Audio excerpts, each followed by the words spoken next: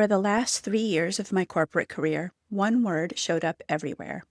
It was in my job description, in my strategic priorities, in my performance goals. That word was belonging. I was the person responsible for it. The programs, the strategy, making sure hundreds of colleagues felt seen, valued, included, like they actually mattered to the place they showed up every single day. And I was good at it. I believed in it. The only problem? I didn't feel it myself. That's what we're talking about today.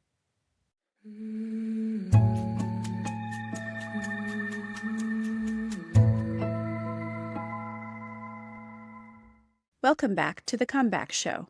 I'm Jenn Fast, Midlife Reinvention mentor, former 30-year corporate warrior in HR and executive support, and someone who walked away from a career most people would have called successful, because my body and my gut were both telling me something that my mind kept trying to override. Today is a solo episode, and it's one that I've been sitting with for a while. This isn't a topic I mapped out on a whiteboard. It's something I lived, and I'm only now starting to really understand what it meant. If you've ever been the person who takes care of everyone else's needs professionally while quietly ignoring your own, if you've ever sat in a room you helped design and still felt like you didn't quite belong there, this one is for you. Let's get into it. I want to start with the irony, because the irony is what I couldn't name for a very long time. And naming it, finally, was the thing that helped me understand why I felt so stuck. I spent years in a career I was genuinely proud of. I built programs that mattered. I worked on inclusion initiatives, belonging strategies, efforts to make sure people who had historically been overlooked felt seen and valued at work. That work was real. I don't diminish it. People told me it made a difference for them, and I believed them. And underneath all of it, I felt a persistent, low-grade sense of not quite fitting. Not in a dramatic way, not in a way I could point to and say, there, that's the problem. It was more like I was always slightly off-key, playing a role written for someone else in a room I couldn't figure out how to inhabit. I kept thinking, if I contributed more, aligned better, worked harder, eventually the feeling would catch up with the reality. It didn't. And there was something particularly disorienting about being the person responsible for a thing you are quietly starving for. I could articulate what belonging looked like in a presentation. I just couldn't seem to find it in the hallway. I want to be careful here, because I'm not saying that the work wasn't worth doing. I'm saying that it is possible to do deeply meaningful work for other people while simultaneously being invisible to the systems that work is embedded in. And it is possible to not notice that's happening, or to notice and not have language for it yet. I want to pause here for a second and offer you a question. You don't have to answer it out loud. You can just hold it. Where do you spend most of your professional energy? And how much of that energy is going toward making others feel something you're not feeling yourself? Maybe it is belonging. Maybe it's safety, or confidence, or calm. Whatever the word is, notice if there's a gap between what you help others access and what you're actually experiencing day to day. Just notice it. We'll come back to this. The belonging piece was the most visible contradiction, but it wasn't the only one. There were layers, and they compounded over time in ways I didn't fully see until I was out of it. There was the structural stuff, the expectation to be physically in the office at least 3 days a week, even though I had a job that could almost entirely be done from home, and peers were not held to the same standard. The meetings that locked up entire days with no flexibility on timing. I need you to understand, this wasn't laziness. This wasn't a preference for pajamas or working from the couch. There was a real reason my working environment mattered to how I functioned, and I'll come back to that in a moment. There was the values gap. You know the one, where the culture says it values flexibility and well-being and trust, and then the way those things actually play out in practice, in spirit, on the ground, tells a different story. I had a hand in writing some of those policies. That made the gap harder, not easier to live with. And then there was the physical toll. I don't say this lightly, and I don't say it for effect. Years of unrelenting stress had caused measurable damage to my body. I know this because a group of specialists ran tests and told me. And they told me something else. Not all of what I was experiencing was perimenopause, though that was certainly part of it. Some of it was the sustained chronic pressure of a career that had been asking more of me than I had left to give. Lifestyle changes helped, but my cardiologist looked at me at one point and said it plainly. It may be time for you to decide whether your job is compatible with your health. I want you to really hear that sentence. Whether your job is compatible with your health. Not try to manage your stress better. Not take a vacation. The word was compatible. And then there was the thing I couldn't name while I was still in it. I knew my working style was different, that I needed flexibility, not as a perk, but as a genuine functional requirement. That certain environments drained me in ways they didn't seem to drain others, and in ways that signaled more than just being introverted. That my brain worked differently. I had advocated within my organization for more conversation, more programming around neurodiversity. I was met with resistance from the C-suite. The company's priorities, and therefore culture, wasn't ready for that conversation, and I was running out of energy to keep having it. 4 months after I left, I received a formal diagnosis of ADHD. And suddenly, so much made sense. Have I thought about whether it would have made a difference if I'd known sooner? Yes. And honestly, I don't think so. Not in that environment. The environment didn't have room for the conversation, and knowing my own brain more clearly wouldn't have changed that. I was a significant part of shaping that culture, and still, the culture didn't fit me. Here's what I found. There's rarely one single moment that makes you leave. It's usually a slow accumulation. Years of signals you tried to rationalize or reframe, and then one moment where something in you just shifts. Not dramatically, not with a lot of noise, just a quiet, final recognition. Mine happened after lunch one day. Our organization had just completed its biggest fundraiser of the year. It was a significant effort.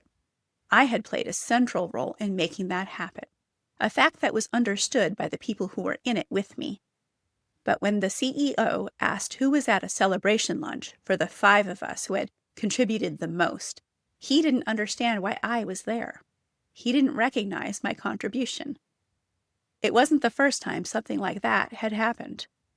But something fundamentally shifted in me that day. Not rage, I want to be clear about that. Not bitterness, something more like clarity. A recognition that I had been waiting, patiently, professionally, for a long time, to be seen in that place. And the waiting wasn't going to end. I retired from my 30-year corporate career 5 days later. 30 years. 5 days. Once I knew, I knew. I want to ask you something, and I want you to sit with it honestly. Have you had a moment like that? A moment where something shifted, where the waiting stopped feeling patient and started feeling like a loss? Sometimes it's a lunch. Sometimes it's a meeting or an email or a performance review or just a Tuesday where nothing specific happened, but you drove home and thought, I can't keep doing this. If that moment has happened for you, I want you to take it seriously, not as proof that you failed, as information. Your body and your gut know things before your mind catches up. I knew going into this chapter that I needed to be intentional about community. I had spent 30 years in a structure that handed me connection automatically. Colleagues, teams, shared projects, shared hallways. When that scaffolding disappears, you can't just assume belonging will follow. I knew that going in. So I set out to build something, deliberately. I started the Comeback Show. I chose guests who were doing the kind of reinvention work I was also doing. Women who had left something, rebuilt something, found their way to something more true. I hosted conversations. I showed up to prep calls and follow-up conversations. I got curious. And here is what genuinely surprised me. I didn't have to force it. The belonging showed up, quietly and then all at once, in the conversations themselves, in the prep calls where someone I'd never met before would say something that made me feel immediately less alone, in the follow-up moments where a guest became something more than a contact over time, something closer to chosen family. I have been building belonging for a long time, decades professionally. What I didn't know, what I couldn't have known until I was on the other side of it, is how different it would feel to build it for myself. Not as a strategy or a program or a pillar of an annual operating plan, just as a human trying to find her people. It is different, profoundly different. I've spent a lot of time over the past 8 months trying to understand the difference between the belonging I was building for others and the belonging I was quietly missing for myself. And here's what I've come to. There is a version of belonging that is performed. You know the signals because you've done them and you've watched others do them. Smiling at the right moments, speaking the right language, measuring your fit by whether people seem to like you, whether you landed well in the room, whether the right people nodded when you talked. It's not fake exactly, but it requires constant management, and it accumulates. The version I've found since leaving, it doesn't require management. It is restful. I don't have to translate myself. I don't have to quietly monitor how I'm landing, or brace for the ways I might not land right, or recalibrate mid-sentence based on who's in the room. When someone says exactly the thing I was thinking of but hadn't said it yet, I feel it in my whole body before I've had time to process it intellectually. That's what real belonging feels like, I think. Not the kind you manufacture, the kind you recognize. And here's something I believe now that I didn't fully understand before. You cannot find that in a place that asks you to leave too much of yourself at the door. And when a place asks you to do that while also asking you to build belonging for others, the distance between the role and the reality becomes unsustainable. Eventually. I don't share this to relitigate the past. I share it because I think a lot of people are living in that distance right now and calling it something else. Burnout or ambivalence or just needing a vacation. And I want to offer a different frame.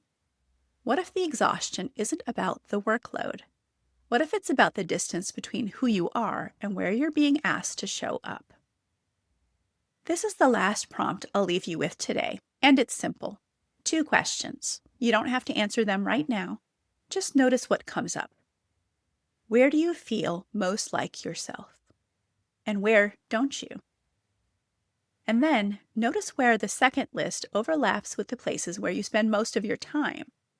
Notice whether the gap between the two is growing or shrinking or holding steady. You don't have to do anything dramatic with those answers today. Naming the gap is the first step. And it's not a small step. It is the step.